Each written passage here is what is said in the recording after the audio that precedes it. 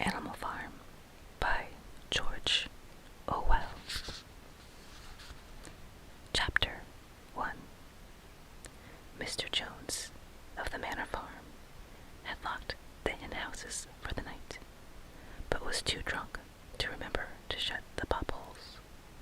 With the ring of light from his lantern dancing from side to side, he lurched across the yard, kicked off his boots at the back door, drew himself a last glass of beer from the barrel in the scullery, and made his way to bed, where Mrs. Jones was already snoring.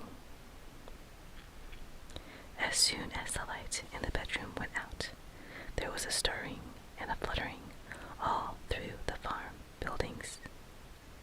Word had gone round during the day that old Major, the prize middle white boar, had had a strange dream on the previous night, and wished to communicate it to the other animals. It had been agreed that they should all meet in the big barn as soon as Mr. Jones was safely out of the way. Old Major, so he was always called, though the name under which he had been exhibited was Willingdon Beauty, was so highly regarded on the farm that everyone was quite ready to lose an hour's sleep in order to hear what he had to say. At one end of the big barn, on a sort of raised platform, Major was already ensconced on his bed of straw, under a lantern which hung from a beam. He was 12 years old and had lately grown rather stout, but he was still a majestic-looking pig, with a wise and benevolent appearance in spite of the fact that his tushes had never been cut. Before long, the other animals began to arrive and make themselves comfortable after their different fashions. First came the 3 dogs, Bluebell, Jessie, and Pincher, and then the pigs, who settled down in the straw immediately in front of the platform. The hens perched themselves on the window sills, the pigeons fluttered up to the rafters, the sheep and the cows lay down behind the pigs and began to chew the cud. The 2 cart horses, Boxer and Clover, came in together, walking very slowly and setting down their vast hairy hoofs with great care, lest there should be some small animal concealed in the straw. Clover was a stout, motherly mare, approaching middle life, who had never quite got her figure back after her 4th vow. Boxer was an enormous beast, nearly 18 hands high, and as strong as 2 ordinary horses put together. A white stripe down his nose gave him a somewhat stupid appearance, and in fact he was not of first-rate intelligence, but he was universally respected for his steadiness of character and tremendous power of work. After the horses came Muriel, the white goat, and Benjamin, the donkey. Benjamin was the oldest animal on the farm and the worst tempered. He seldom talked, and when he did, it was usually to make cynical remarks. For instance, he would say that God had given him a tail to keep the flies off, but that he would sooner have had no tail and no flies. Alone among the animals on the farm, he never laughed. If asked why, he would say that he saw nothing to laugh at. Nevertheless, without openly admitting it, he was devoted to Boxer. The 2 of them usually spent their Sundays together in the small paddock beyond the orchard, grazing side by side and never speaking. The 2 horses had just lain down when a brood of ducklings, which had just lost their mother, filled into the barn, cheeping feebly and wandering from side to side to find some place where they would not be trodden on.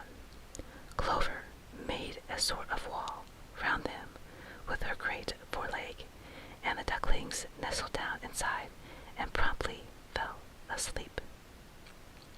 At the last moment, Molly, the foolish, pretty white mare, who drew Mr. Jones' trap, came mincing daintily in, chewing at a lump of sugar. She took a place near the front and began flirting her white mane, hoping to draw attention to the red ribbon it was plaited with. Last of all came the cat, who looked around, as usual, for the warmest place, and finally squeezed herself in between Boxer and Clover. There she purred contentedly throughout Major's speech, without listening to a word of what he was saying. All the animals were now present except Moses, the tame raven, who slept on the perch behind the back door. When Major saw that they had all made themselves comfortable and were waiting attentively, he cleared his throat and began. Comrades, you have heard already about the strange dream that I had last night, but I will come to the dream later. I have something else to say first. I do not think, comrades, that I shall be with you for many months longer, and before I die, I feel it is my duty to pass on to you such wisdom as I have acquired. I have had a long life. I have had much time for thought as I lay alone in my stall, and I think I may say that I understand the nature of life on this earth as well as any animal now living. It is about this that I wish to speak to you. Now, comrades, what is the nature of this life of ours? Let us face it, our lives are miserable, laborious, and short. We were born, we were given just so much food as will keep the breath in our bodies, and those of us who are capable of it are forced to work to the last atom of our strength. And the very instant that our usefulness has come to an end, we are slaughtered with hideous cruelty. No animal in England knows the meaning of happiness or leisure after he is a year old. No animal in England is free. The life of an animal is misery and slavery. That is the plain truth. But is this simply part of the order of nature? Is it because this land of ours is so poor that it cannot afford a decent life to those who dwell upon it? No, comrades, 1,000 times no. The soil of England is fertile. Its climate is good. It is capable of affording food in abundance to an enormously greater number of animals that now inhabit it. This single farm of ours would support a dozen horses, 20 cows, hundreds of sheep, and all of them living in a comfort and a dignity that are now almost beyond our imagining. Why then do we continue in this miserable condition? Because nearly the whole of the produce of our labor is stolen from us by human beings. There, comrades, it is the answer to all of our problems. It is summed up in a single word: man. Man is the only real enemy we have. Remove man from the scene, and the root cause of hunger and overwork is abolished forever. Man is the only creature that consumes without producing. He does not give milk. He does not lay eggs. He is too weak to pull a plow. He cannot run fast enough to catch rabbits. Yet he is lord of all the animals. He sets them to work. He gives back to them the bare minimum that will prevent them from starving, and he keeps the rest for himself. Our labor tills the soil, our dung fertilizes it, and yet there is not one of us that owns more than his bare skin. You cows that I see before me, how many thousands of gallons of milk have you given during this last year? And what has happened to that milk?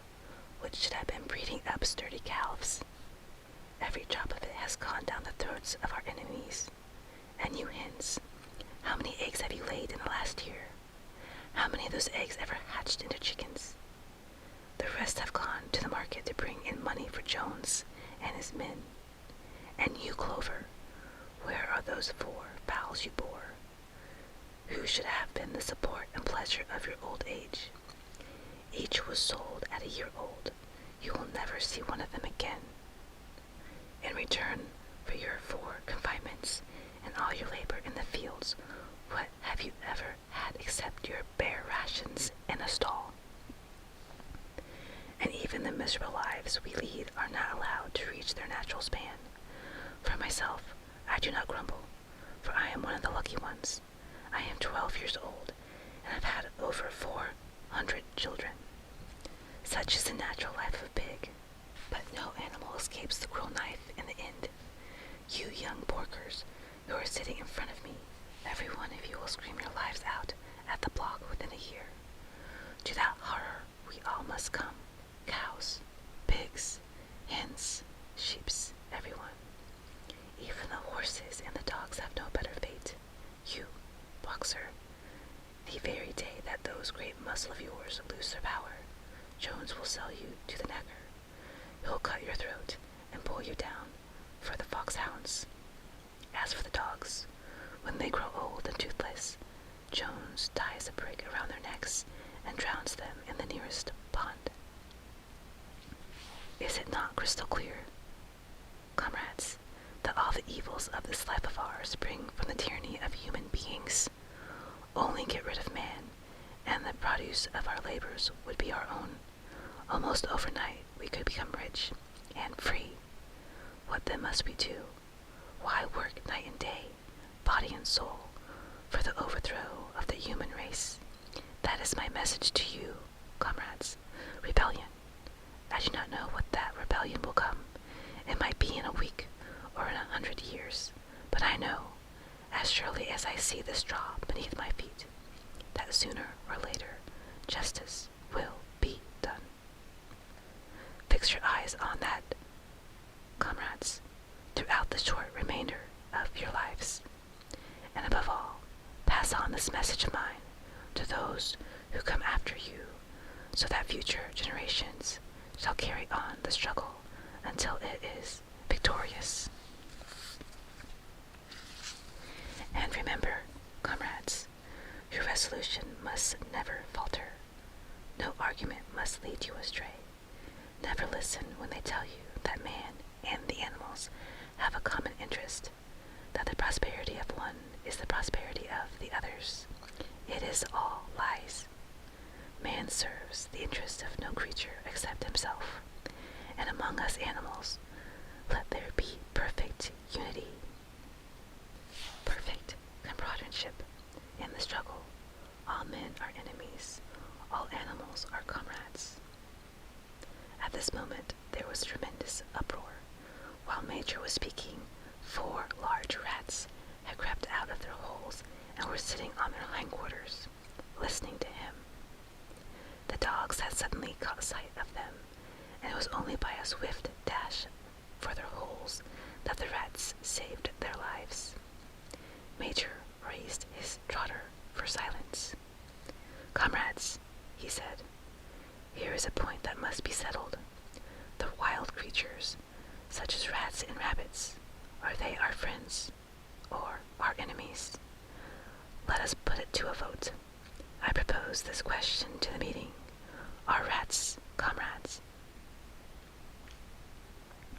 The vote was taken at once, and it was agreed by an overwhelming majority that rats were comrades. There were only 4 dissenters, the 3 dogs and the cat, who afterwards discovered to have voted on both sides. Major continued, I have little more to say. I merely repeat, remember always your duty of an enemy towards man and all his ways. Whatever goes upon 2 legs is an enemy. Whatever goes upon 4 legs or has wings is a friend. And remember also that in fighting against man, we must not come to resemble him. Even when you have conquered him, do not adopt his vices.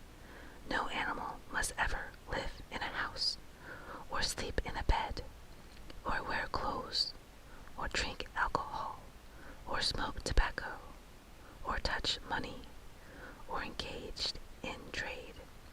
All the habits of man are evil, and above all, no animals must ever tyrannize over his own kind.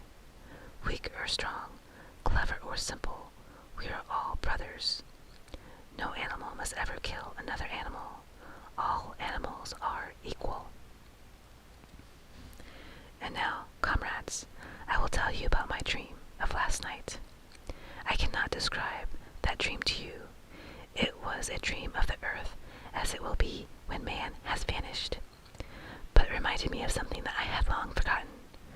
Many years ago, when I was a little pig, my mother and the other sows used to sing an old song of which they knew only the tune and the first 3 words. I have known that tune in my infancy, but it had long since passed out of my mind.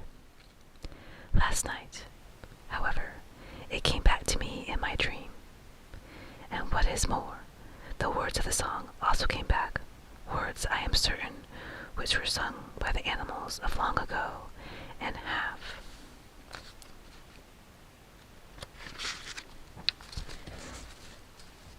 been lost to memory for generations. I will sing you that song now, comrades. I am old, and my voice is hoarse, but when I have taught you the tune, you can sing it better for yourselves. It is called Beast of England. Old Major cleared his throat and began to sing. As he had said, his voice was hoarse, but he sang well enough, and it was a stirring tune, something between Clementine and La Cucaracha. The words ran, Beast of England, Beast of Ireland, Beast of every land and clime, hearken to my joyful tidings of the golden future time. Soon or later the day is coming, tyrant man shall be overthrown, and the fruitful fields of England shall be trod by beast alone. Rings shall vanish from our noses, and the harnesses from our back. Bits and spur shall rust forever. Cruel whips no more shall crack. Riches more than minds can picture, wheat and barley, oats and hay, clover, beans, and maggleworts shall be ours upon that day. Bright will shine the fields of England, purr shall its waters be, sweeter yet shall blow its breezes on the day that set us free. For that day we all must labor, though we die before it breaks. Cows and horses, geese and turkeys, all must toil for freedom's sake. Beast of England, beast of Ireland, beast of every land and clime, hearken well and spread my tidings of the golden future time. The singing of this song threw the animals into the wildest excitement. Almost before Major had reached the end, they had begun singing it for themselves. Even the stupidest of them had already picked up the tune and a few of the words, and as for the clever ones, such as the pigs and the dogs, they had the entire song by heart within a few minutes. And then, after a few preliminary tries, the whole farm burst out into Beast of England in tremendous unison. The cows lowered it, the dogs whined it, the sheep bleated it, the horses whined it, the ducks quacked it. They were so delighted with the song that they sang it right through 5 times in succession, and might have continued singing it all night if they had not been interrupted. Unfortunately, the uproar awoke Mr. Jones, who sprang out of bed, making sure that there was a fox in the yard. He seized the gun, which always stood in the corner of his bedroom, and let fly a charge of number 6 shots into the darkness. The pellets buried themselves in the wall of the barn, and the meeting broke up hurriedly. Everyone fled to his own sleeping place. place. The birds jumped on their perches, the animals settled down in the straw, and the whole farm was asleep in a moment.